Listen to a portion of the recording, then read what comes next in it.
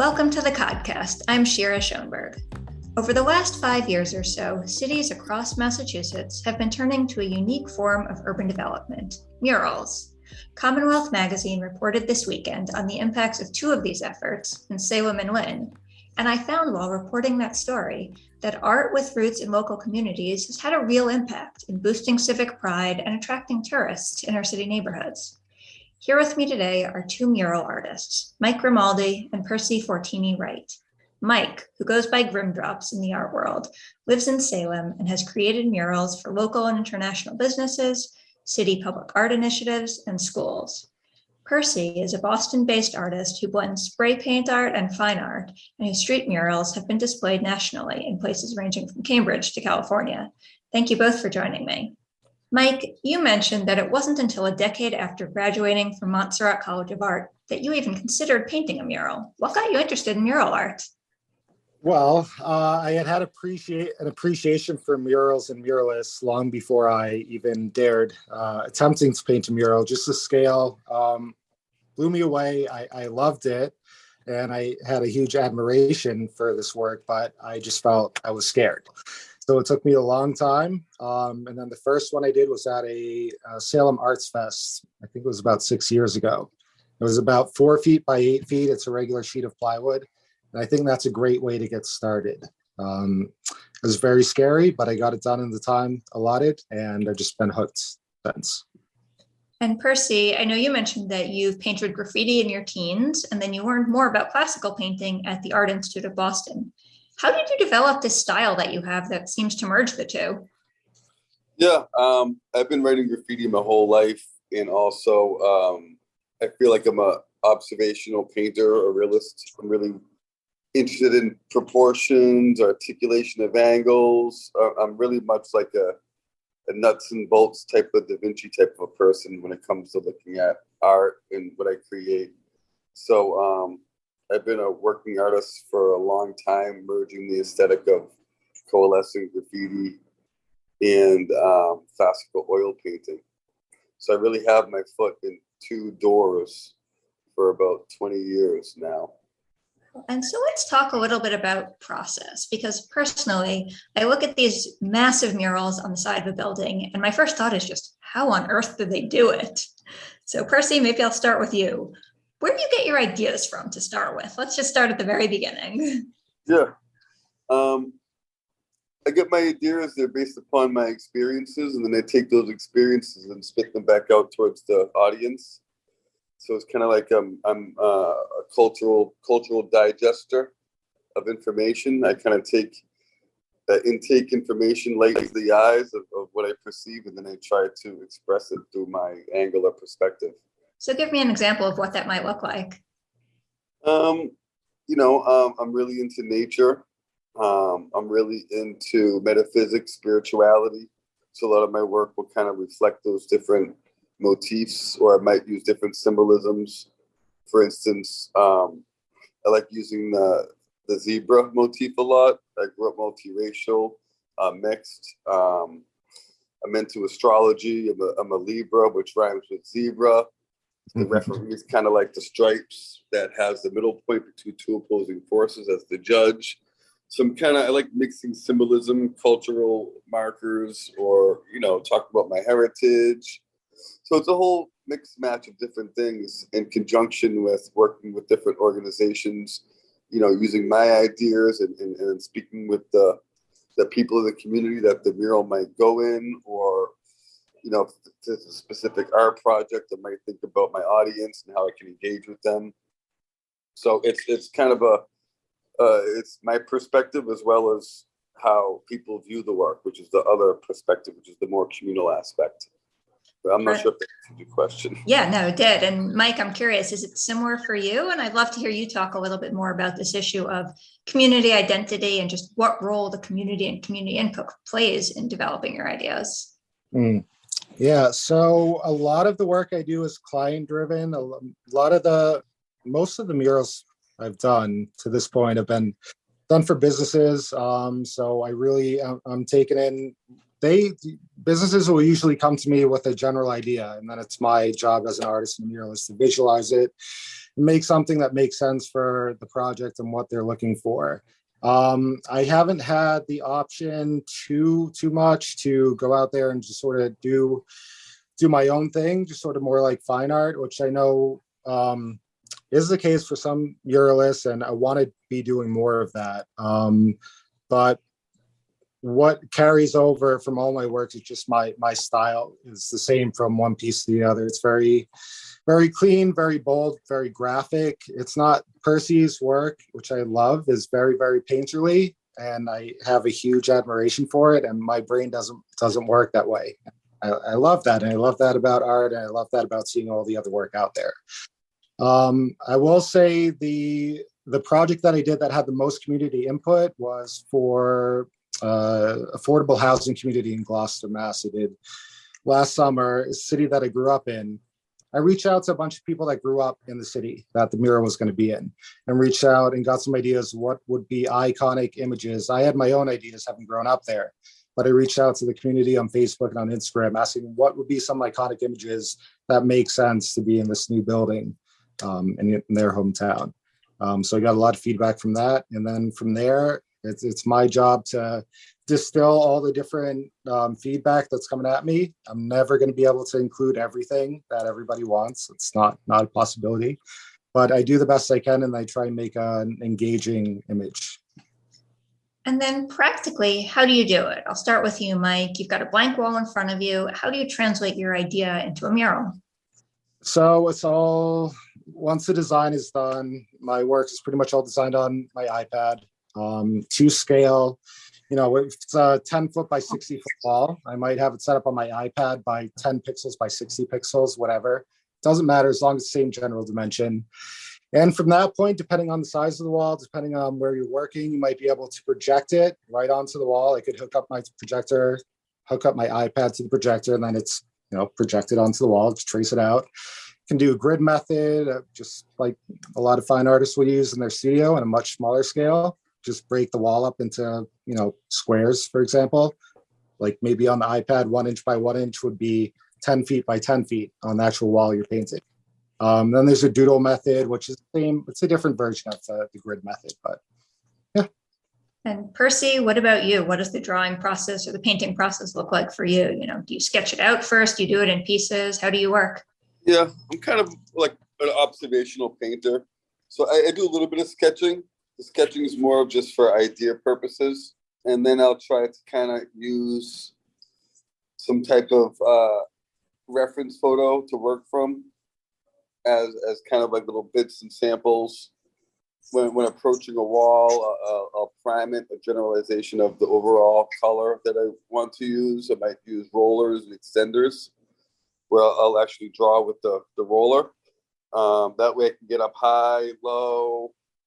I can move around the composition a little bit more. I have more mobility than just using my arm width and span. So I'll use certain techniques like that. I'll basically look at it as a puzzle, where I'm not drawing every single detail out first. That's almost like taking a toothbrush to clean up a giant room. You know, I kind of look at the big picture, and I paint in big patches of color and tone, and then I start to through proportions, and I start narrowing in almost like a puzzle, where I'm puzzling these different proportions together and kind of coming up at it from a perspective where I'm literally not really seeing outlines. I'm seeing shapes of tonality. So I think of it more as like a teacher. I'm very much into the technical aspect of painting. So, yeah, those are the things I focus on. It's more, you know, I'll use a combination of spray paint, sometimes house paint, latex. I rarely use certain mediums like oil paint or things like that, just because of the, yeah, so I actually never really used oil paint outside to do a mural. Maybe I should. Well, there's another idea. How long does it take each of you to draw a whole mural? My whole life. No, a couple. It depends on the complexity of it. Mm-hmm. It takes me my whole life to be able to do something in 15 minutes, no matter how good or bad it is. Mm-hmm. Sometimes it's taken me months to do a horrible painting. Does that matter? But it's taken me my whole life to be able to do something in 2 minutes with a certain level of perfection. So that's the real question you're asking. So I've been painting for like 20, 30 years. So to do a mural is taking me that whole time to do it, whether it's in a couple months or weeks. That's kind of the less important part. But I work fairly fast because I come from the background as a graffiti writer. So some murals I do really fast. And that was the very first question you asked was, you were saying you were in awe on how fast they do these murals and the size of them. And that's generally why it's become popularized now in the time span that we're in, is that a lot of the muralists were once graffiti artists and are using a medium called spray paint, which you don't have to worry about the textured surface of the walls with your brushes, which takes oneself very long to try to get over that physical hump, literally. So when you're using spray paint and you have the background of a graffiti painter, you're painting things faster. And, you know, a lot of people think graffiti is fast, but and not accurate. But some of the graffiti artists I know, myself included, are some of the most technical ninjas I know when it comes to slinging a can or a brush. And they're a lot more accurate than maybe even your average artist. So, you know, having that ability to be a tagger where you're writing your name very fast, you're a fast mark maker, you know, so when it comes to using spray paint and working large like that, it comes easily. And Mike, what about you? What's your, how long does it take you to get a mural up? I would definitely echo what Percy said. You know, it depends definitely on the size of the wall, the complexity, the surface. I definitely spray painting for sure. You can get up, you know, fill the wall up quicker. You can cover more ground much quicker. But yeah, it's something that everything, even though I just started painting murals like several years ago now, which is a really short time compared to a lot of the muralists working out there, I'm still, I think, very new to the medium. Everything that I've learned and all the different things that I've been working on, all different projects prior to painting my first mural, feed into being able to know how to do that. Being able to paint, being able to work with proportions and size, scale, style, making sure everything fits together and just sort of makes sense. So it's a lifelong process for sure. How long it takes mural to mural is definitely, you know, dependent on the specific projects. Sure. And over the last few years, it really seems like more and more communities are turning to public art, and particularly murals, to really transform urban communities. I've heard people say they can enhance civic pride, bring in more visitors. Some cases, adding lights and art can make murals safer. Maybe Percy, I'll start with you. Have you felt this use of art as a way to transform a community? What have you seen in your own work? It's been a little bit of both. I try to do as much as I can to create some type of positive impact for the community. Mostly, I like to give other artists the inspiration for themselves to kind of take their own light and bring it out.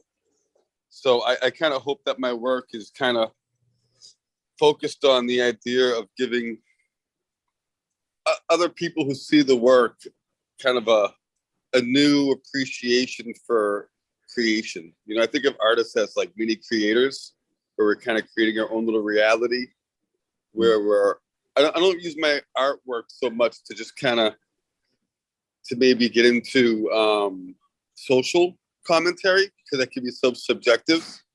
I kind of want people to look at art as almost like a scientist, to where you're like an observer of light and proportions. And I really want to stress that to people, because if you can do that, you can do anything. And it's a great living. It's a great way to make money, being an artist and so on. You actually make a living off of street art and murals? Oh, me? Yeah, you brought it up. Yeah, for the last 20 years. Yep. That's great. And Mike, what's your perspective? How have you seen the power of art within a community? I definitely think it can be transformative. Where I've been living for the past several years here in Salem, the public art here is it's unbelievable. Down in the Point section, and then next door we've got Lynn and the mural. There's just the art there is just unreal. The street artists, murals. They've got work from some of the most renowned street artists around in the world. They fly in to paint there. So it definitely transforms the area, and I feel like it definitely makes you stop to sort of really appreciate it. So yeah, I definitely think it's a good thing for the community, and can start some conversations and stuff, which is all good. You mentioned that you live in Salem. What have you seen in the Point? How has it changed from pre-murals to post-murals once the El Punto Urban Art Museum really got up and going? Well, I wasn't here pre-murals, so I can't say for sure. I have seen additional murals continuously go up. And I get excited, and the community seems to get excited each time a new artist is brought into the city to put up new work. It always gets people talking, which I think is always for the best. And do you think the impact is mostly about the pride for people living there? Is it about attracting visitors, or both? I think it's both. I think probably the most important, Salem, this is Salem specific, but they definitely don't have any issues with bringing in visitors. I think it is great that the area that it is in Salem is an area that maybe visitors might not necessarily go to, which is unfortunate because it has a lot to offer. But this is something that will bring them more into that area of Salem.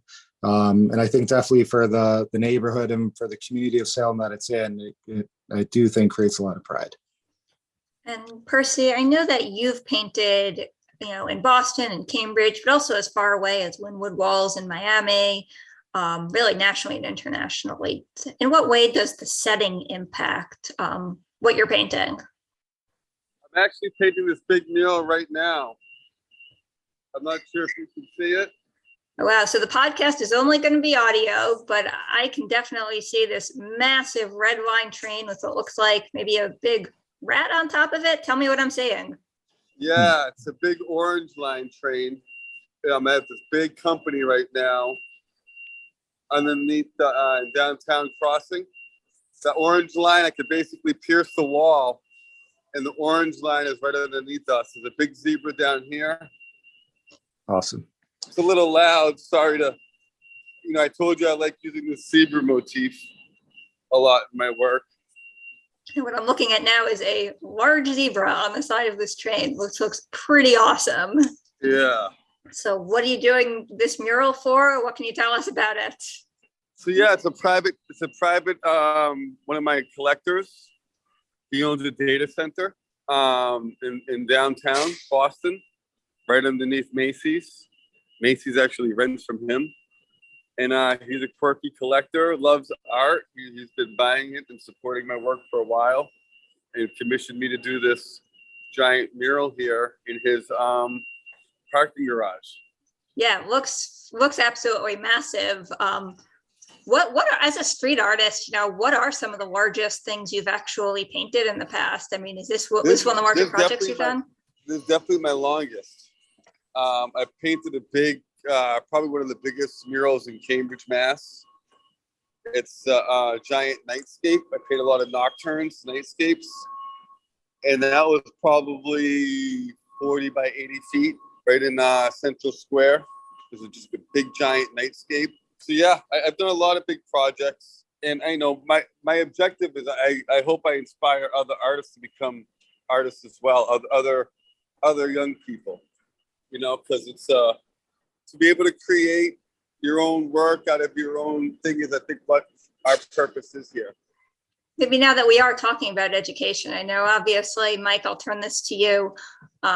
What is the importance of inspiring young people? Have you tried to inspire other young people to follow your path, and what kind of advice would you give? Yeah, I have. I've had some groups of artists, some summer camp classes, for example, from local schools come out while I've been working on some projects in the past. And, I just took a break and then came down and spoke with them right at the wall that I was working on. I showed them the sketches, how it was gridded out. I talked to them a little bit about the process. Specifically, I'm thinking of when I was painting the mural in Gloucester last summer. There was a summer camp through O'Malley School in Gloucester, and they were painting a small scale mural. I think it was maybe about 4x8 or so. So yeah, I just sort of talked to them a little bit about my process. I told them how daunting and how overwhelming something like this was for me in the past. And it's a slow grind. It's just, you do it, you're going to learn some, and then you maybe go a little bit larger if you like it, and you might try it out and decide that it's not for you, and that's fine. But I just say definitely to try it out and not be overwhelmed, and not try out a different artistic endeavor because you're scared. You're going to screw up probably at first. That's totally fine. You might try it and decide that it's not the right endeavor for you and try something else. Or you might do it and love it and decide that that's going to be a major focus of your artistic career. But yeah, I've always enjoyed talking to younger generations of artists and instilling, what a rewarding career it can be. I just went full time as an artist about 2 years ago. I was able to. It took me a long, long time to be able to do that, and I never want to go back. And one thing that actually really struck me when I was reporting this story for CommonWealth was that there's an organization in Wynn, Beyond Walls, that they've actually generated an educational curriculum using the murals and the street art that they've commissioned. I was curious, do you see art as being able to be used as an educational tool for students more broadly, even those not necessarily interested in going into art? Percy, what do you think? I know you mentioned specifically talking about mentoring young kids and teaching students. What role do you see art as playing in education? I've been an art teacher for like 15 years, maybe. I used to teach at Montserrat, figure painting, drawing classes, as well as Lesley University, Pine Manor College. So I've been teaching art this whole time. I think art has the most important role because we're the documenters of history. Without artists, you would know what went on in the past or whatever. So it has the most relevant role out of all the curriculums, more so than math, more so than all those other things, because it's an accumulation of all those things combined. Art is what man has created up until now that we have documentation of, period. So it's the most important thing and should be kind of put on a pedestal and not looked at as like art as a profession. It should be looked at as like the creative genius of humanity is that's the form of expression. And the more people that take on that path of freedom of expression of self and mastering it, and utilizing income and sharing that with people, the quicker we get to a more better place in humanity in existence, I feel, as well. That's certainly an inspiring note to wrap up on. So you can read lots more on CommonWealthMagazine.org. Thank you so much to Mike Grimaldi and Percy Fortini Wright, two incredibly talented graffiti artists and wall mural artists. You could find their work on both of their websites. Thank you again so much for joining me on the podcast.